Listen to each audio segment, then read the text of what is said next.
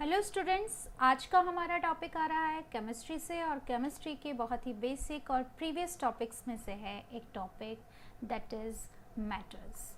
तो आज हम डिस्कस करने वाले हैं मैटर्स के बारे में कि मैटर्स क्या होता है और उसका क्लासिफिकेशन कैसे होता है और मैटर्स के कुछ फिज़िकल क्लासिफिकेशन के बारे में हम डिस्कस करने वाले हैं। Anything which has mass and volume, यानी जिसमें भार और आयतन होता है, ऐसी किसी भी वस्तु को हम मैटर कहते हैं। तो मैटर का मतलब है कि anything which occupied mass and volume. Matter have virtue of inertia. किसी भी मैटर में जड़त्व का गुण होता है, वर्च्यू ऑफ इनर्शिया होती है, यानी वह अपनी स्थिति में परिवर्तन को अपोज करता है, रेजिस्ट करता है। It can be converted from one form to another by gain or lose of energy. Matter को हम एक फॉर्म से दूसरे फॉर्म में चेंज कर सकते हैं, लेकिन उसके लिए या तो हमें वहाँ पर ऊर्जा देनी पड़ेगी, एनर्जी देनी पड़ेगी, या वहाँ से एनर्जी को हमें निकालना होगा। Matter is made up of very tiny particles. In tiny particles को हम कण कहते हैं। ठीक, तो यदि हम इंडियन फिलॉसफी की बात करें, इंडियन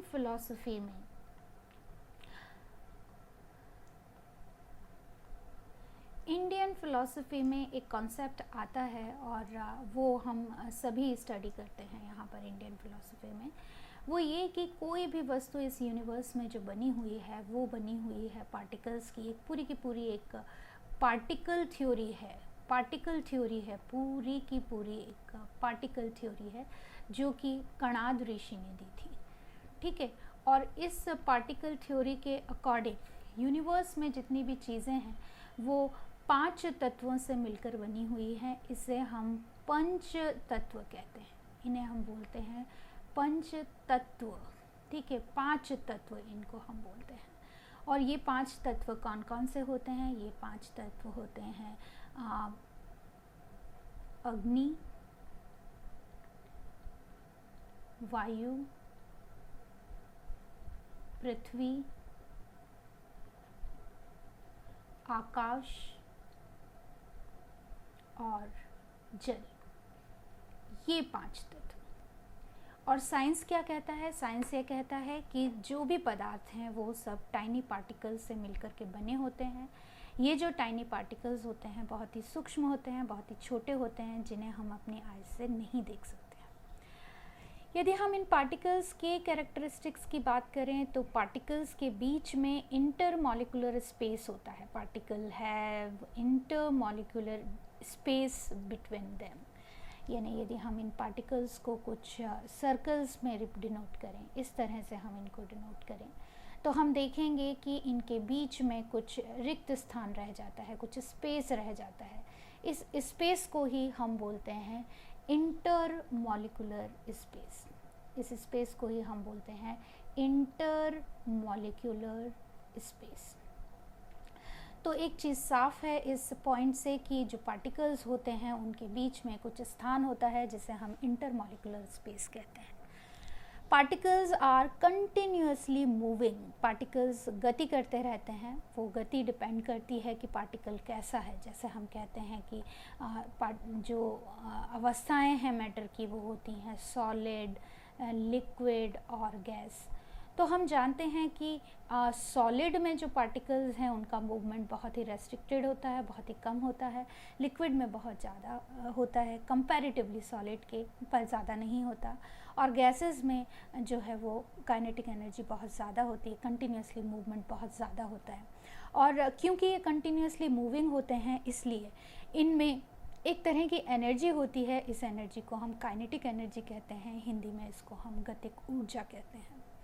एक और इम्पॉर्टेंट चीज़ ये है कि kinetic energy rises with rise in temperature, यानी कि हम टेम्परेचर बढ़ाएं तो जो गतिक ऊर्जा है, काइनेटिक एनर्जी है, वो क्या हो जाती है? बढ़ जाती है। Particles are attracted by intermolecular forces. और ये जो पार्टिकल्स हैं, इन पार्टिकल्स के बीच में एक तरह का आकर्षण होता है। ये सभी एक दूसरे से क्या रहते हैं? आकर्षित रहते हैं, एक दूसरे को आकर्षित करते रहते हैं। इनमें एक तरह का फोर्स ऑफ अट्रैक्शन होता है जिसको हम इंटर मॉलिक्यूलर फोर्स कहते हैं। इंटर मॉलिक्यूलर फोर्स, पार्टिकल्स के बीच में इंटर मॉलिक्यूलर फोर्स होता है, ठीक है। That intermolecular force may varies according to the types of matter. वो मैटर के प्रकार पर डिपेंड करता है, जैसे कि सॉलिड में इंटरमॉलिक्यूलर फोर्स, यदि मैं इसको IMF से रिप्रेजेंट करूं तो वो सबसे हाई होता है, सबसे हाईएस्ट होता है सॉलिड में, लेस देन सॉलिड होता है किसमें, लिक्विड में, और सबसे कम, सबसे लीस्ट जो इंटरमॉलिक्यूलर फोर्स होता है वो इंटरमॉलिक्यूलर फोर्स होता है गैसेस में। तो ये कुछ कैरेक्टरिस्टिक्स थे मैटर के बारे में जो हमें जानना ज़रूरी है। आगे हम बात करेंगे मैटर्स के क्लासिफिकेशन के बारे में कि मैटर्स को हम कैसे क्लासिफाई कर सकते हैं। तो मैटर्स का क्लासिफिकेशन दो तरह से हो सकता है, एक फिजिकल क्लासिफिकेशन हो सकता है और एक हो सकता है केमिकल क्लासिफिकेशन। यदि हम बात करें फिजिकल क्लासिफिकेशन की तो मैटर को हम 5 फेजेस में या 5 स्टेट में हम डिवाइड कर सकते हैं। पहला है सॉलिड, दूसरा है लिक्विड, तीसरा है गैस, चौथा है प्लाज्मा और फिफ्थ स्टेट जो है, हालांकि और भी स्टेट खोजी जा चुकी हैं लेकिन कंपटीशन के पर्सपेक्टिव से 5 स्टेट्स जो होती हैं वो बहुत इम्पोर्टेंट है, सॉलिड, लिक्विड, गैस, प्लाज्मा और बोस-आइंस्टाइन कंडेंसेट। इसमें से सॉलिड, लिक्विड और गैस यानी ठोस, तरल और गैस, ये सभी अर्थ पर नॉर्मल टेम्परेचर प्रेशर पर प्रेजेंट होती हैं। नॉर्मल एक तो टेम्परेचर हम कहेंगे कि जो नॉर्मल रूम टेम्परेचर है वो नॉर्मल टेम्परेचर, और प्रेशर पर नॉर्मल टेम्परेचर हम लिख देते हैं यहाँ पर, नॉर्मल टेम्परेचर और प्रेशर। तो मैं शॉर्ट फॉर्म में लिख देती हूँ टेम्परेचर एंड प्रेशर। पर जो अर्थ पर नेचुरली अकरिंग प्रावस्थाएं होती हैं, अर्थ पर जो प्रेजेंट होती हैं वो होती हैं 3, सॉलिड, लिक्विड और गैस। प्लाज्मा स्टेट, ये चीज़ आपको यहाँ पर ध्यान में देनी है कि ये नेचुरली अकरिंग होती है, नो डाउट ये नेचुरली अकरिंग होती है, लेकिन प्लाज्मा स्टेट जो होती है वो बहुत हाई टेम्परेचर पर होती है, यानी हम सामान्य रूम टेम्परेचर की बात करें तो वहाँ पर हमें प्लाज्मा स्टेट देखने को नहीं मिलेगी। और बोस-आइंस्टाइन कंडेंसेट जो कि 5th स्टेट ऑफ मैटर है वो हाईली एक्सपेरिमेंटल होती है, यानी कि ये एक्सपेरिमेंटल ही हम क्या कर सकते हैं, प्राप्त कर सकते हैं, एक्सपेरिमेंटली होती है ये, ठीक है। और एक चीज़ और हमें ध्यान में रखनी है कि ये बहुत ही वेरी लो टेम्परेचर पर, वेरी लो टेम्परेचर, बहुत ही लो टेम्परेचर और बहुत ही लो प्रेशर पर, बहुत ही लो, वेरी लो प्रेशर पर ये स्टेट जो है वो हम एक्सपेरिमेंटली ऑब्टेन कर सकते हैं, ये नेचुरली अकरिंग फेज नहीं होती है। तो फिजिकल क्लासिफिकेशन में बेसिकली हमें सॉलिड, लिक्विड, गैस और प्लाज्मा तथा बोस-आइंस्टाइन कंडेंसेट, ये 5 फेजेस देखने को मिलती है। यदि हम बात करें केमिकल क्लासिफिकेशन की तो केमिकल क्लासिफिकेशन में हम मैटर को डिवाइड कर सकते हैं प्योर सब्सटेंस और इम्प्योर सब्सटेंस में। जो प्योर सब्सटेंस होते हैं वो 2 तरह के होते हैं, एलिमेंट और कंपाउंड। एलिमेंट को हिंदी में तत्व कहते हैं और कंपाउंड को यौगिक कहते हैं। इम्प्योर सब्सटेंसेस को इन जनरल हम मिक्सचर्स कहते हैं, और मिक्सचर्स को भी हमने 2 कैटेगरी में डिवाइड किया है, होमोजेनस मिक्सचर और हिट्रोजेनस मिक्सचर। होमोजेनस को हिंदी में समांगी बोलते हैं, समांगी मिश्रण, ठीक है, मिश्रण बोलते हैं मिक्सचर्स को, और हिट्रोजेनस को विषमांगी बोलते हैं, विषमांगी, हिट्रोजेनस को हम विषमांगी मिश्रण कहते हैं, ठीक है।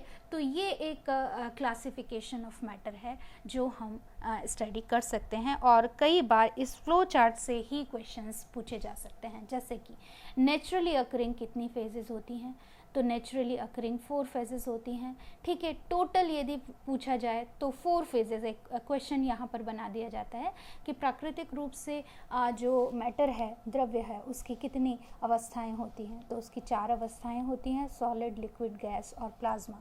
क्योंकि ये जो 5th न्यू डिस्कवर्ड स्टेट है वो कम्प्लीटली एक्सपेरिमेंटल है, इसलिए हम इसको नेचुरल नहीं बोलेंगे। तो ये एक फ़िज़िकल क्लासिफिकेशन और केमिकल क्लासिफिकेशन हुआ जो हमें बहुत ही ज़रूरी है ये ध्यान में रखना। आइए अब मैं बात कर रही हूँ फिज़िकल क्लासिफिकेशन को थोड़ा सा और हम स्टडी करेंगे। बच्चों, एक चीज़ बहुत ही इम्पॉर्टेंट है कि जब भी हम सॉलिड, लिक्विड, गैसेस या प्लाज्मा में हम कंपेयर करते हैं तो एक चीज़ आ रही है, एक जो पॉइंट है वो हमने देखा कि जैसे हम टेम्परेचर बढ़ाते हैं, टेम्परेचर इंक्रीज़ करते हैं, हमने कहा कि काइनेटिक एनर्जी भी क्या होती है, इंक्रीज़ होती है। काइनेटिक एनर्जी भी क्या करती है, इंक्रीज़ करती है। ठीक है, ये एक पॉइंट हमें ध्यान में रखना है। तो जैसे जैसे हम सॉलिड से लिक्विड में जाते हैं तो आप देख रहे हैं यहाँ पर बहुत ही टाइट पैकिंग हो रही है मॉलिक्यूल्स की, एक टाइट पैकिंग है मॉलिक्यूल्स की।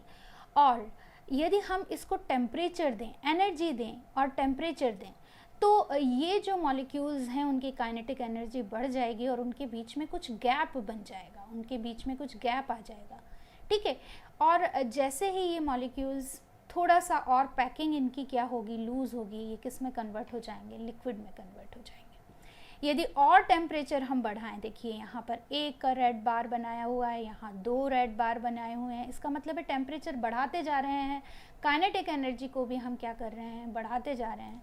तो अब लिक्विड से वो प्रावस्था किस में कन्वर्ट हो जाएगी, गैसेस में कन्वर्ट हो जाएगी। और स्पेस जो है, ये जो इंटरमॉलिक्यूलर स्पेस की हमने बात की थी कि ये इंटरमॉलिक्यूलर स्पेस जो है वो भी क्या हो रहा है, और बढ़ता जा रहा है काइनेटिक एनर्जी बढ़ने के साथ।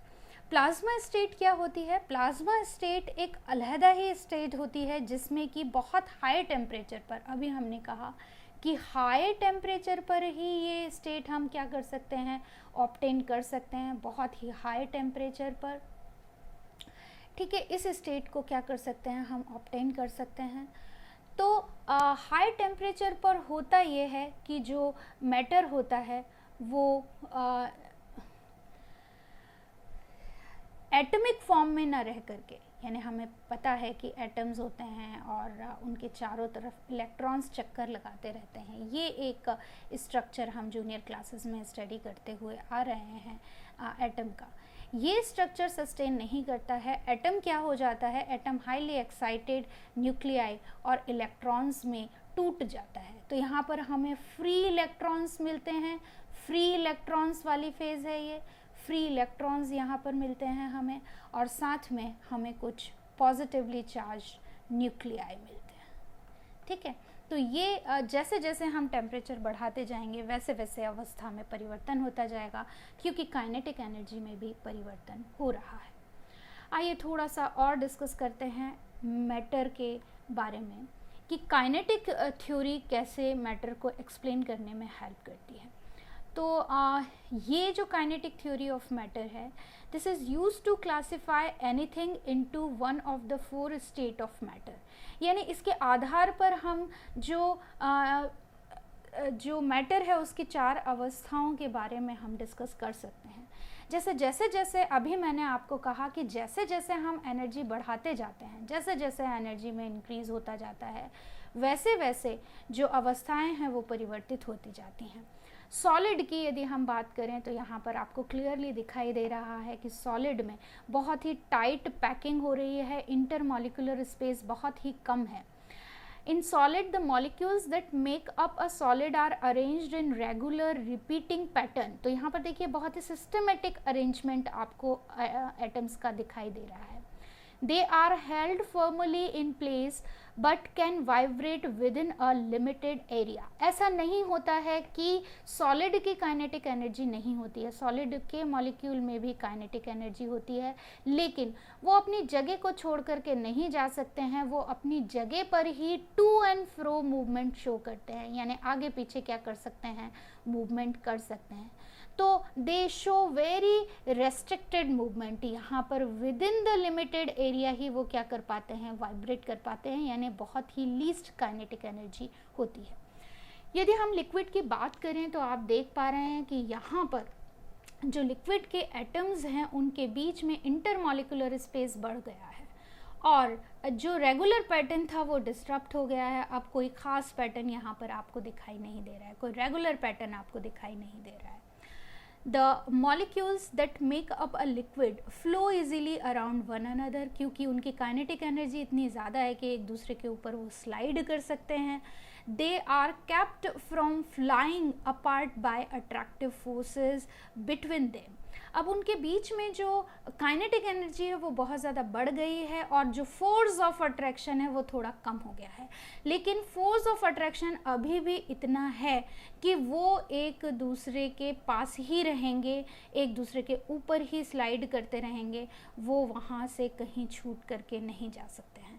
तो इसीलिए ऐसा होता है, liquids assume the shape of their container, क्योंकि उनके अंदर फ्लोएबिलिटी आ जाती है, इसलिए उनका कोई डेफिनेट शेप नहीं होता है और जिस कंटेनर में हम उसे डालते हैं उसी का वो शेप क्या कर लेते हैं, एक्वायर कर लेते हैं। यदि हम गैस की बात करें तो आप यहाँ पर इजीली देख पा रहे हैं कि इंटरमॉलिक्यूलर काइनेटिक एनर्जी और ज़्यादा बढ़ती जा रही है। यहाँ पर देखिए इस एरो से बताया जा रहा है कि काइनेटिक एनर्जी कंटिन्यूसली बढ़ रही है। तो गैसेस में काइनेटिक एनर्जी बहुत ज़्यादा होती है, इस वजह से अट्रैक्शन, फोर्स ऑफ अट्रैक्शन भी बहुत कम हो जाता है। जो एटम्स होते हैं वो बहुत दूर दूर चले गए हैं, यहाँ से बहुत दूर दूर चले गए हैं और उनके बीच में इंटरमॉलिक्यूलर स्पेस भी बहुत ज़्यादा बढ़ गया है। The molecules that make up a gas fly in all direction at great speed, क्योंकि काइनेटिक एनर्जी बढ़ गई है तो वो किसी भी डायरेक्शन में यहाँ वहाँ क्या कर सकते हैं, मूवमेंट कर सकते हैं। They are so far apart that the attractive forces between them are insignificant. अब उनके बीच में अट्रैक्टिव फोर्स इतना नहीं रह गया है कि वो उनको होल्ड करके रख सके, एटम के मतलब पास में वो एक दूसरे के नहीं रह पाते हैं और इसीलिए उनको जहाँ भी जगह मिलती है उस जगह में वो क्या करते रहते हैं, फ्रीली मूवमेंट करते रहते हैं। ठीक है, तो इसीलिए ग्लासेस क्या होती हैं, फ्रीली फ्लोएबल होती है, क्योंकि काइनेटिक एनर्जी बहुत ज़्यादा होती है और फोर्स ऑफ अट्रैक्शन बहुत कम होता है। यदि हम प्लाज्मा स्टेट की बात करें तो प्लाज्मा स्टेट, जैसा हमने पहले भी डिस्कस किया कि ये बहुत हाई टेम्परेचर पर स्टार्स और एटम्स में प्रेजेंट होती है और यहाँ पर आप देख पा रहे हैं डायग्राम में भी कि जो एटम है उसमें कुछ पॉजिटिवली चार्ज न्यूक्लियाई आपको दिखाई दे रहे हैं, यहाँ पर कुछ ब्लू कलर से आपको चीज़ें दिखाई दे रही हैं यहाँ पर, और कुछ आपको ब्लैक कलर के डॉट्स दिखाई दे रहे हैं यहाँ पर। तो ये जो डॉट्स हैं उनको अज्यूम करते हैं कि वो इलेक्ट्रॉन हैं और जो ये ब्लू कलर के डॉट्स हैं उनको हम अज्यूम करते हैं कि ये पॉजिटिव न्यूक्लियाई हैं। तो ऐसे पूरा स्ट्रक्चर ही वो क्या हो गया है, यहाँ पर चला गया है और हमें कौन सी स्टेट मिल गई है, एक आयोनिक फेज मिल गई है। और वो आयोनिक फेज क्या है, हाईली एक्साइटेड आयोनिक फेज है, हाईली एक्साइटेड आयोनिक फेज हमें यहाँ पर मिल गई है। फ्री इलेक्ट्रॉन्स हमें यहाँ पर मिल रहे हैं और कुछ पॉजिटिवली चार्ज न्यूक्लियाई हमें यहाँ पर मिल रहे हैं। तो प्लाज्मा स्टेट बहुत हाई टेम्परेचर पर हमें देखने को मिलेगी। अर्थ के एटमॉस्फेयर में इतना हाई टेम्परेचर सस्टेन नहीं करता है, तो ये जनरली हमें देखने को मिलती है स्टार्स में और सन में। ठीक है, ये हम काइनेटिक थ्योरी से भी इस मैटर के 4 स्टेट्स को समझ सकते हैं। अब हम बात कर रहे हैं एक कुछ कॉमन टॉपिक्स के बेसिस पर, कुछ पॉइंट्स के बेसिस पर हम सॉलिड, लिक्विड और गैस में डिफरेंशिएट कर सकते हैं।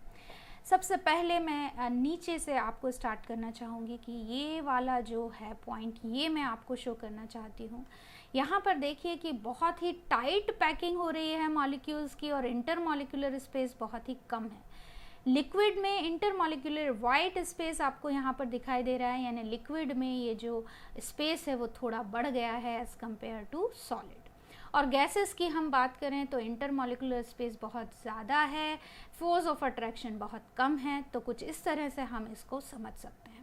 आइए कुछ पॉइंट के बेसिस पर यदि हम डिस्कस कर सकें तो और समझने में हमें मदद मिलेगी सॉलिड, लिक्विड और गैसेस को।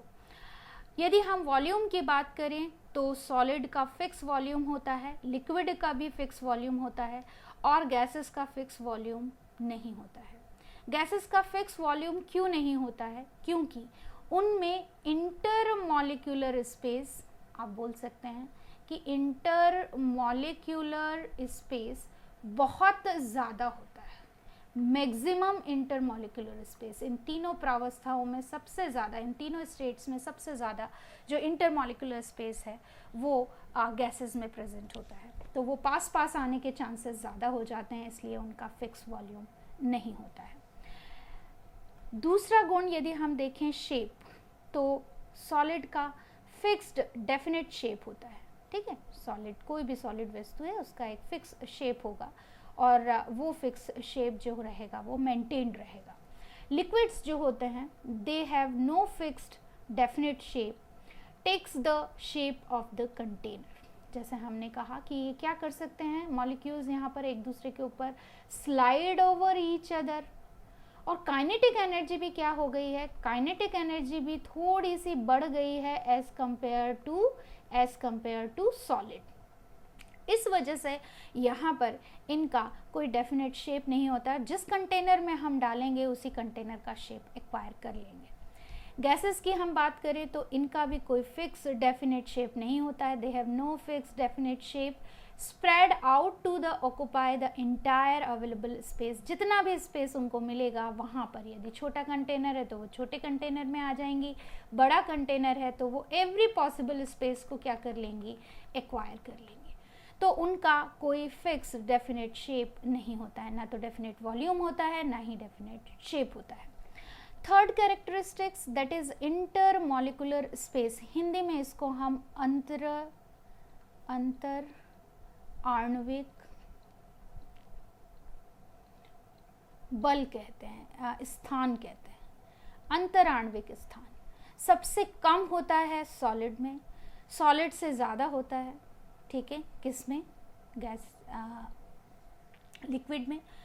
मोर देन सॉलिड होता है बट लेस देन गैसेस होता है। सबसे ज़्यादा जो इंटरमॉलिक्यूलर स्पेस है, अभी ये चीज़ मैंने डिस्कस की है यहाँ पर कि सबसे ज़्यादा इंटरमॉलिक्यूलर स्पेस जो होता है वो होता है गैसेस में। यदि हम बात करें इंटरमॉलिक्यूलर फोर्स ऑफ अट्रैक्शन की, अंतराण्विक बल की, इसको हम बोलते हैं हिंदी में अंतर आणविक बल। तो यदि हम अंतराण्विक बल की बात करें तो मैक्सिमम होता है intermolecular force of attraction solid में।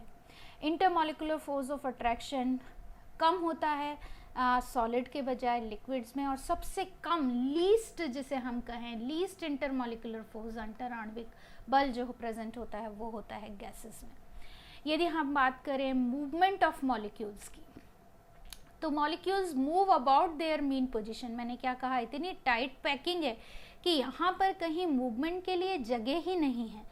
यदि मूवमेंट होगा, मूवमेंट ज़रूर होगा क्योंकि इनकी अपनी एक काइनेटिक एनर्जी होगी, लेकिन वो मूवमेंट जो होगा वो मूवमेंट कैसा होगा, वो मूवमेंट होगा कि वो टू एंड फ्रो वहीं की वहीं वाइब्रेट करेंगी, टू एंड फ्रो मूवमेंट वहाँ पर चलता रहेगा, वो अपनी जगह को छोड़ करके नहीं जाएंगे।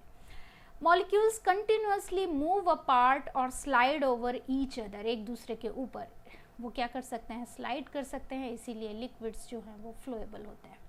Molecules move in any random direction, किसी भी डायरेक्शन में मॉलिक्यूल क्या कर सकते हैं, मूव कर सकते हैं गैसेस में, क्योंकि स्पेस बहुत ज़्यादा है, स्पेस ज़्यादा है तो मूवमेंट भी बहुत ज़्यादा होगा। ये तो बहुत ही प्रैक्टिकल चीज़ है, यदि बहुत बड़ा मैदान है तो उसमें लोग आसानी से इधर उधर घूम सकेंगे, और छोटी सी जगह है तो वहाँ पर घूमने के चांसेस बहुत ही कम होंगे या बहुत रेस्ट्रिक्टेड मूवमेंट होगा, ठीक है। 6 जो कैरेक्टरिस्टिक है वो है फ्लूइडिटी। फ्लूइडिटी का मतलब होता है एक का फ्लो करने का कैरेक्टरिस्टिक्स। तो आप जानते हैं कि स्लो जो सॉलिड्स होते हैं, ठोस जो होते हैं, वो बहुत फर्म होते हैं, वो फ्लो नहीं करते हैं क्योंकि अट्रैक्शन बहुत ज़्यादा होता है। लिक्विड फ्लो कर सकते हैं ऑन सरफेस। लिक्विड अपनी सरफेस छोड़ करके नहीं जाते हैं, यानी इंटरमॉलिक्यूलर फोर्स अभी भी काम कर रहा है अच्छे से, और वो सिर्फ स्लाइड कर सकते हैं तो दे फ्लो ऑन सरफेस। जो गैसेस होते हैं वो भी फ्लो कर सकती हैं, और गैसेस फ्रीली फ्लोएबल होती हैं। गैसेस जो होती हैं वो फ्रीली फ्लोएबल होती हैं, जहाँ भी उनको माध्यम मिलेगा, मीडियम मिलेगा, उस मीडियम में वो क्या करेंगी, फ्लो कर जाएंगी। 7th कैरेक्टरिस्टिक्स हम ले सकते हैं कंप्रेसिबिलिटी। कंप्रेसिबिलिटी तो सॉलिड कंप्रेसिबल नहीं होते हैं, can not be compressed easily. Liquid slightly compressed हो सकते हैं, एक स्मॉल एक्सटेंट तक ही उनको कंप्रेस किया जा सकता है। गैसेस जो होती हैं वो हाईली कंप्रेसिबल होती हैं, they can be easily compressed क्योंकि जगह बहुत ज़्यादा होती है। और इसका एक बेस्ट एग्जांपल है घरों में यूज़ होने वाली एलपीजी गैस। तो लिक्विड पेट्रोलियम गैस, बच्चों आप जानते हैं ये एक गैस होती है, it is a mixture of gas जो हम कुकिंग में यूज़ करते हैं, लेकिन उसको कंप्रेस करके लिक्विफाइड किया जाता है और उसी कंप्रेस्ड फॉर्म में ही वो सिलेंडर में भरी जाती है।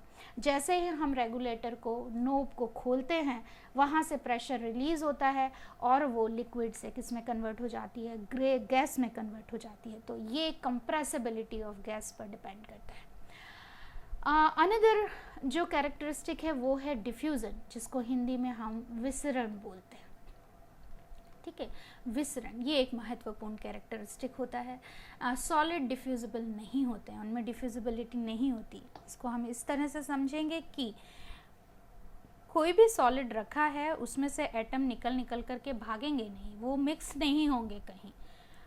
जो लिक्विड्स होते हैं वो स्लाइटली डिफ्यूजिबल होते हैं, थोड़े से डिफ्यूजिबल होते हैं, ठीक है, और हाईली डिफ्यूजिबल होती हैं गैसेस। तो लिक्विड भी होते हैं डिफ्यूजिबल, सॉलिड डिफ्यूजिबल नहीं होते हैं। डायग्राम से भी हम इसको समझ सकते हैं। तो फिजिकल क्लासिफिकेशन में सॉलिड, लिक्विड और गैसेस के डिफरेंसेस को हम इन पॉइंट्स के बेस पर समझ सकते हैं। ये एक इंट्रोडक्टरी वीडियो था मैटर्स पर। आगे के वीडियोस में हम प्लाज्मा और बोस-आइंस्टाइन कंडेंसेट पर डिस्कस करेंगे। तो पढ़ते रहिए, नोट्स बनाते रहिए, एग्ज़ाम की प्रिपरेशन करते रहिए और देखते रहिए मेरा चैनल। लाइक कीजिए, शेयर कीजिए और सब्सक्राइब कीजिए। This is Mamta Singh. Good bye.